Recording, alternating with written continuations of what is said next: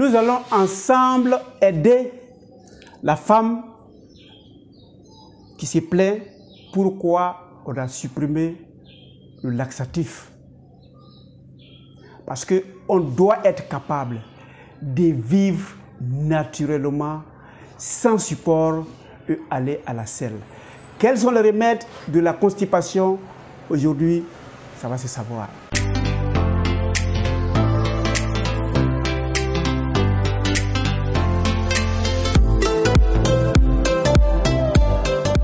Bienvenue à Objectif Santé, votre chaîne de bien-être qui vous permettra de booster, de repousser les facteurs qui vous amènent vers la constipation le plus loin possible.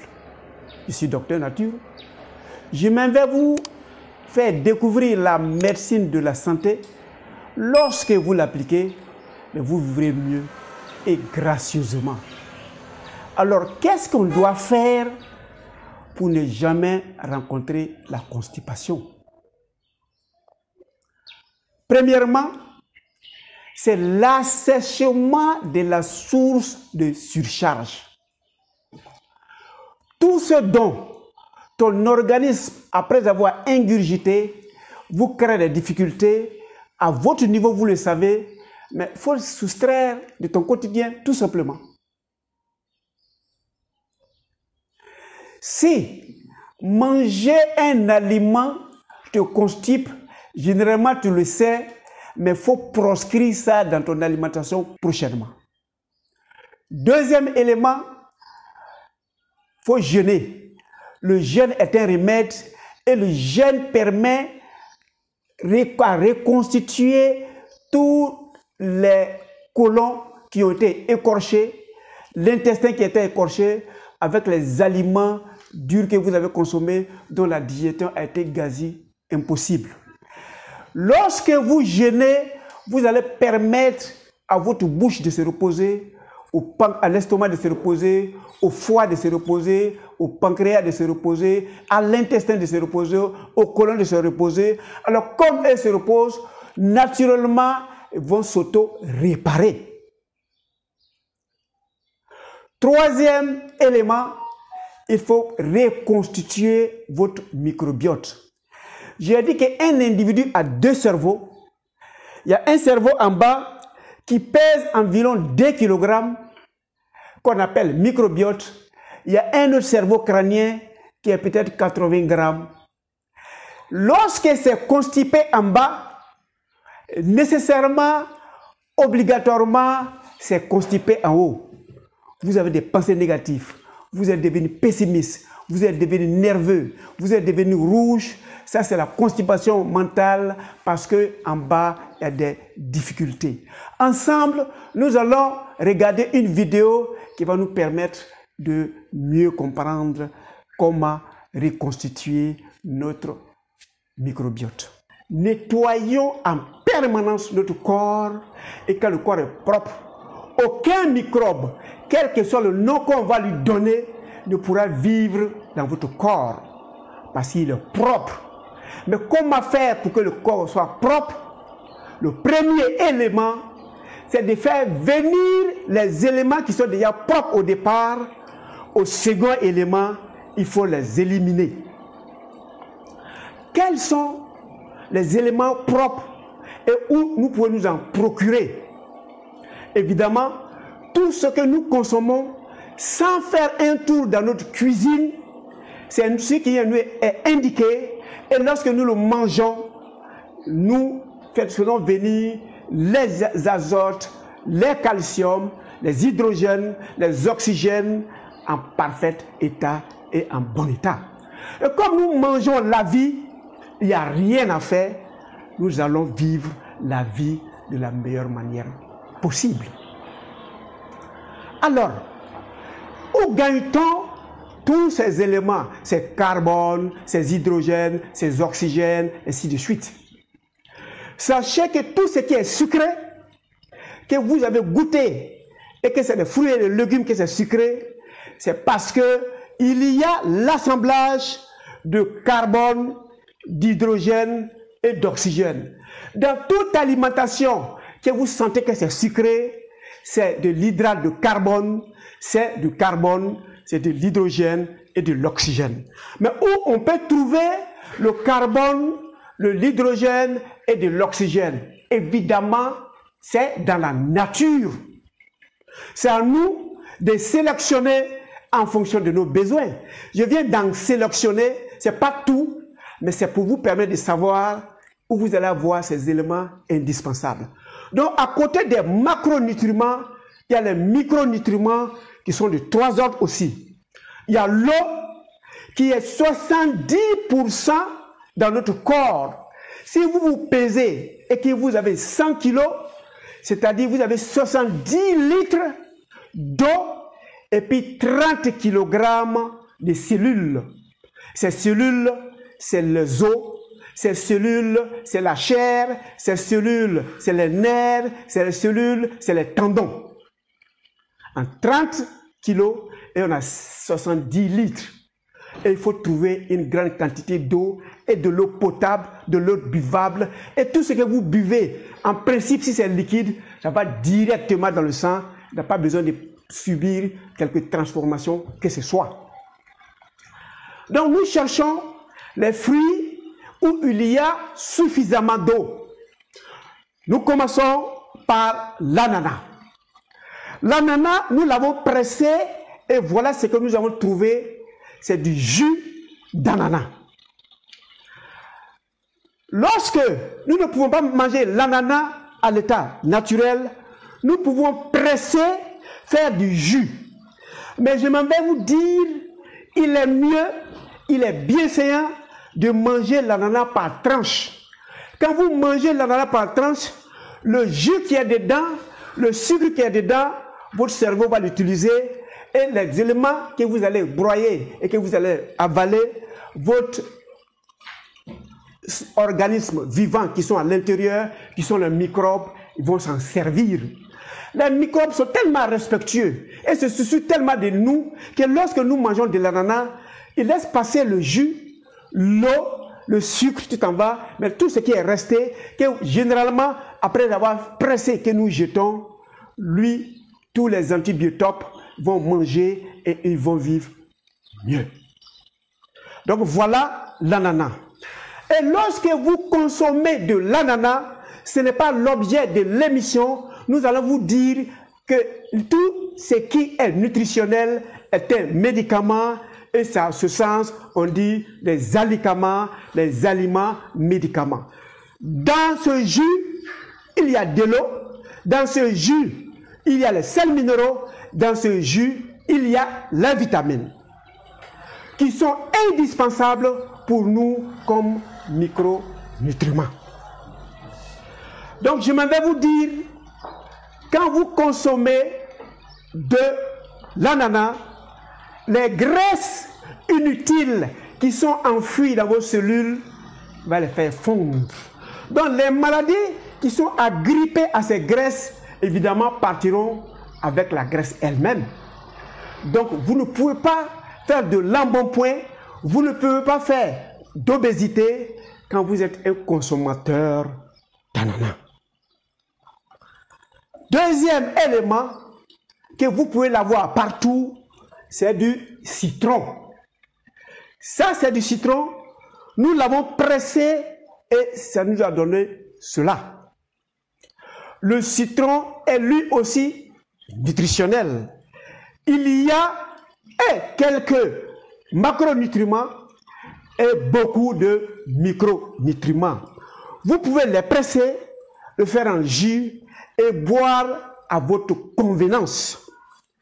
Il y a en troisième partie que nous avons pris comme exemple l'orange. Nous avons pressé l'orange et nous avons fait du jus d'orange.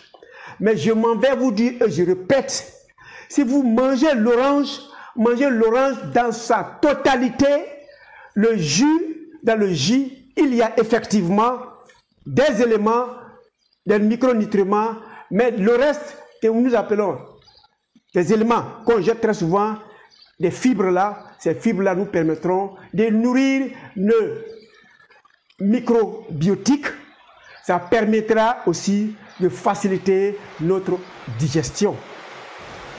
À côté de ce qu'on a dans notre environnement en jus, il y a par exemple la pomme qui est très riche. Et cette pomme, par moment même, on peut le transformer en vinaigre. Ça, c'est du vinaigre de cidre qui a été fait à partir de pommes.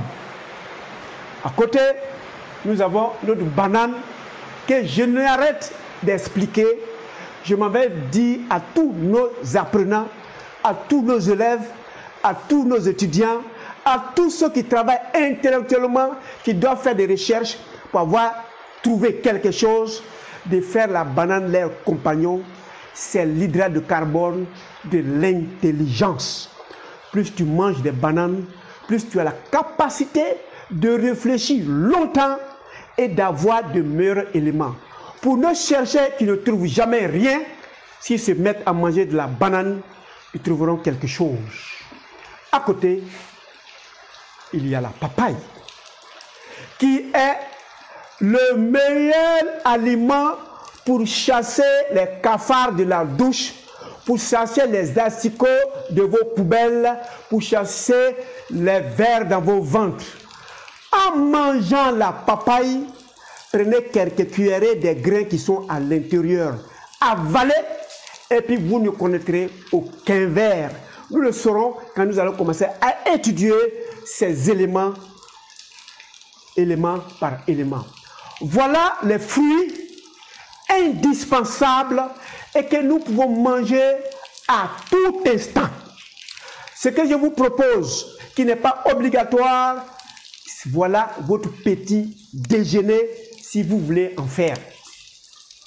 Le meilleur petit déjeuner qui vous permet de réfléchir et de faire une très bonne journée, c'est les fruits. Si vous n'avez pas faim à midi, ne mangez pas. On ne mange pas parce que c'est midi, on mange parce qu'on a faim et on mange ce qui est utile. Si effectivement nous voulons manger, nous allons vers nos légumes. Ça, c'est de l'huile. Je parlais des macronutriments, dont des lipides. Voilà le meilleur lipide.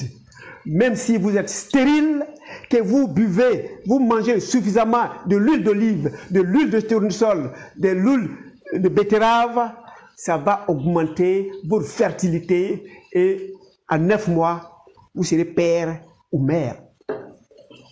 Voilà le vinaigre de cidre que nous allons prendre comme assaisonnement des légumes. Et les légumes, nous avons la tomate. Et vous réalisez, ce n'est pas le but de la vidéo que chaque légume a une couleur. Je vous expliquerai en temps opportun à quoi servent ces couleurs, pourquoi ces couleurs. En attendant, cliquez sur s'abonner et sur la cloche pour rester à Objectif Santé, parce que vous, votre objectif, c'est avoir la meilleure santé et avoir au minimum 75 ans de vie. Vous mourrez avant, vous êtes mort prématurément. Ça, c'est l'oignon. Nous expliquerons à quoi il sert exactement, mais personnellement, présentement pour la vidéo, nous prenons pour fabriquer, pour préparer nos plats indispensables pour notre longévité. Celui-là, c'est la chou. Et nous avons fait la salade de chou. Quand nous parlons de salade, dans la médecine de la santé, ça veut dire l'élément le plus grand, le plus beaucoup, va avoir le nom du plat.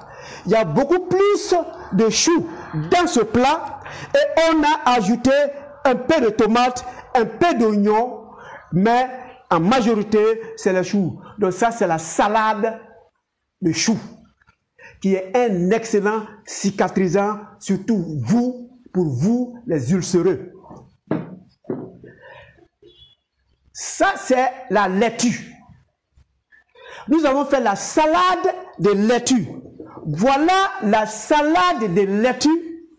C'est parce qu'il y a beaucoup plus de laitue dans cette salade que nous avons appelé un plat de laitue ou bien la salade de laitue. On en a ajouté d'autres ingrédients. Je vois un peu de concombre, je vois un peu d'oignon, je vois un peu d'ail.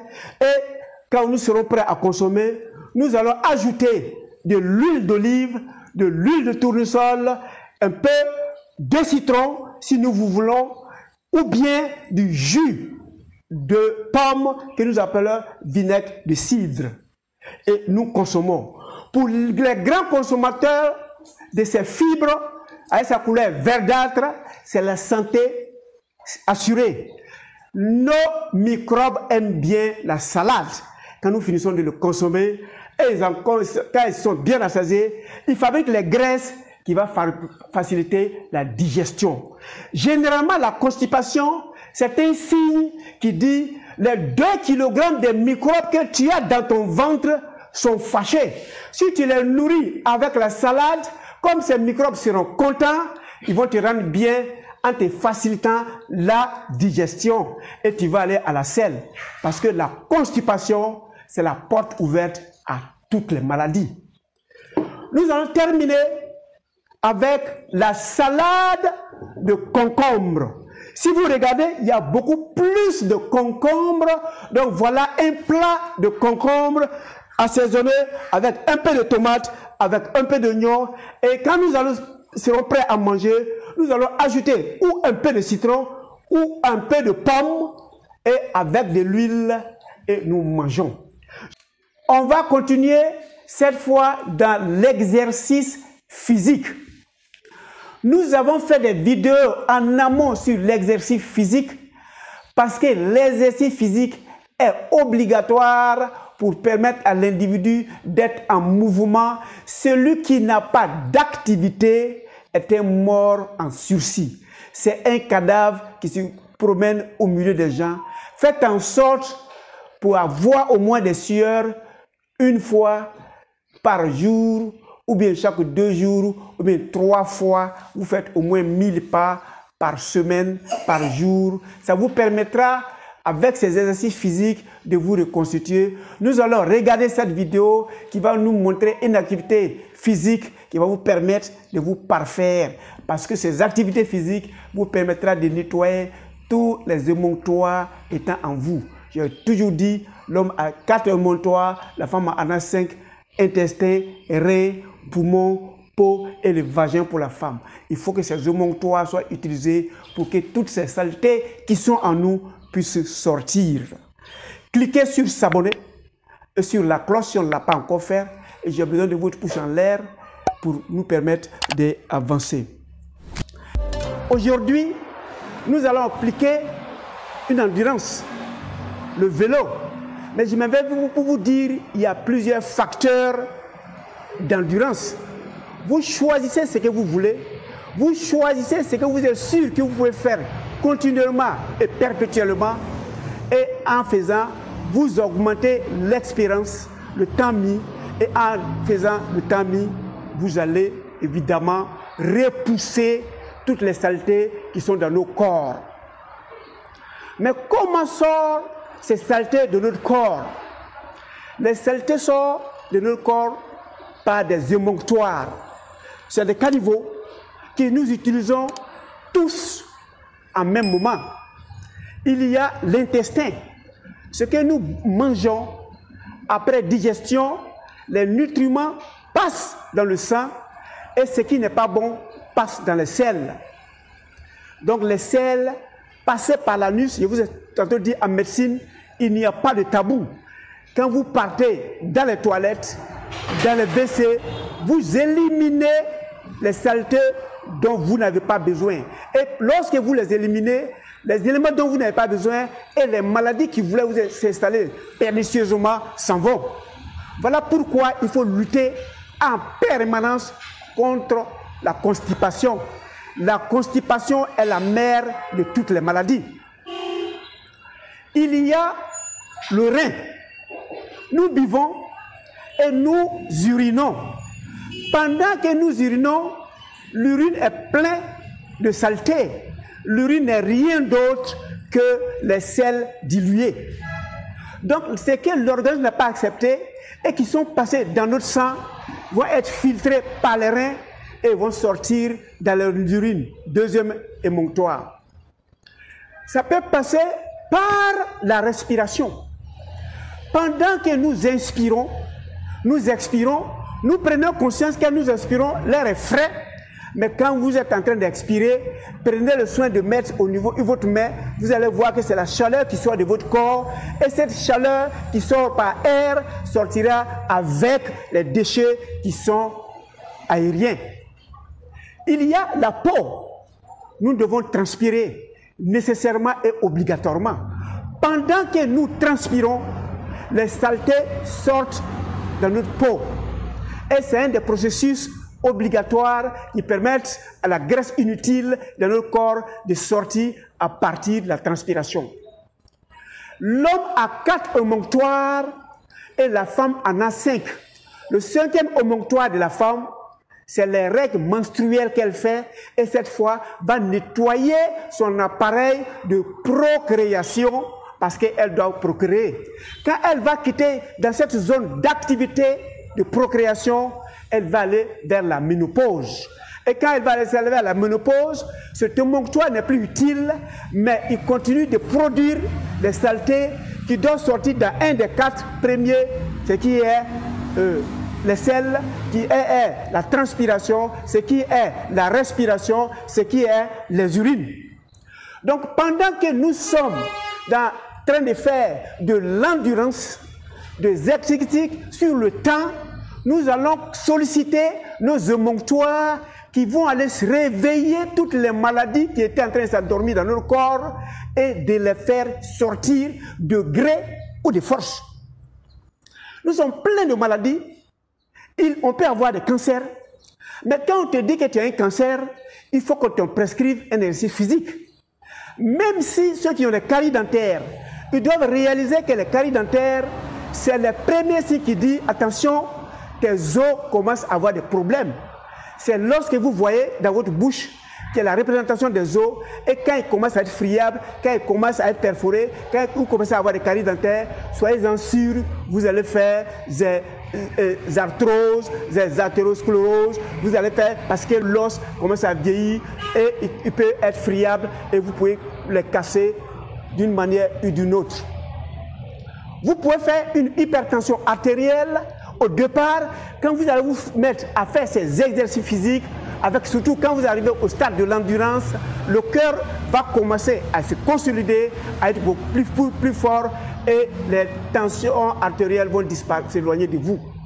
Vous pouvez faire des arthroses, vous pouvez faire des artéroscléroses, mais quand vous allez le faire, ces endurcissements des veines et des artères vont disparaître progressivement de votre vie. Vous pouvez faire un diabète. On va vous faire une glycémie, on va dire le taux de diabète est élevé. Mais quand vous vous mettez à faire du sport, le sucre en surplus qui est dans votre corps sera utilisé par votre muscle. Le muscle a besoin de sucre pour l'activité, l'exercice physique ou le sport. Donc pendant que vous forcez, le surplus de sucre qui va passer par les reins n'aura même pas le temps de passer par les reins parce que ce sera consommé par vos os et par vos muscles. Vous pouvez faire une obésité. On dit vous avez un plein de graisse. Mais quand on va commencer à faire l'endurance, vous allez réaliser que 5 minutes après, je vais commencer à transpirer. Le surplus de graisse inutile va sortir par mes pores et les autres graisses vont être redistribuées dans l'organisme. Donc le gros ventre va disparaître, les embonpoints vont disparaître. Il y en a qui font aussi des gouttes. C'est les saletés qui sont allées se mettre au niveau de vos articulations et vous êtes comme des lépreux. Quand vous allez les forcer, ils vont se casser et ils sortiront par un des émonctoires de gré et de force.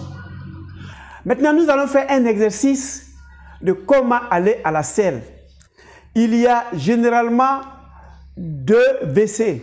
Il y a ce que j'utilise actuellement, mais quand nous l'utilisons, on a une position 180 degrés horizontale. Très souvent, ça rend paresseux l'intestin, ça rend paresseux le tube digestif et très souvent les gens peuvent s'asseoir sur ce pot pendant des heures parce que les selles ne viennent pas. Si vous avez opté, après avoir fait tout ce que j'ai dit là, utiliser cela là, comment vous devez faire. Vous allez chercher un tabouret, quelque chose qui va permettre aux pieds de remonter. Vous allez remonter l'angle qui va permettre de donner une pression à votre estomac et vous allez faire une inclinaison vers l'avant. Ça vous permettra d'aller dans les selles plus facilement. Alors que si vous laissez comme ça, c'est un angle droit, il n'y a pas de pression, vous devez faire un long moment avant que les sols déjà qui sont résistants partent. Mais si vous êtes allé, vous mettez quelque chose là et puis vous faites une inclinaison vers le devant, vous allez voir que vous allez aller dans les selles plus facilement. Ça, c'est pour ceux qui ont ce pot. Il y a des gens qui ont des pots qui sont à même le sol. C'est la même chose et généralement c'est plus indiqué, même si c'est moins confortable, parce que quand vous choisissez de vous mettre sur le pot, on va prendre ça comme exemple, vous faites de sorte que le pied est à plat, vous vous placez comme ça, vous inclinez vers l'avant, vous allez voir que les selles vont sortir plus facilement que lorsque vous utilisez ce genre de chaise. Vous mettez à cette position et pour ne même pas à pousser, parce que la constipation même est la mère de l'hémorroïde, même si on ne l'a pas parlé, vous allez essayer de inspirer et d'expirer. Pendant que vous inspirez et que vous expirez, vous allez voir que les selles vont progressivement sortir et vous allez mieux vous sentir. Voilà les quelques méthodes qui vous permettront de faire des exercices et mettre votre organisme en état de pouvoir éliminer la saleté qui est dans votre corps sans vous créer des désagréments. Merci. Retenez que l'objectif de Docteur Nature, c'est votre santé, surtout votre santé contre la constipation. Portez-vous excellemment bien et on se retrouve pour les prochaines vidéos.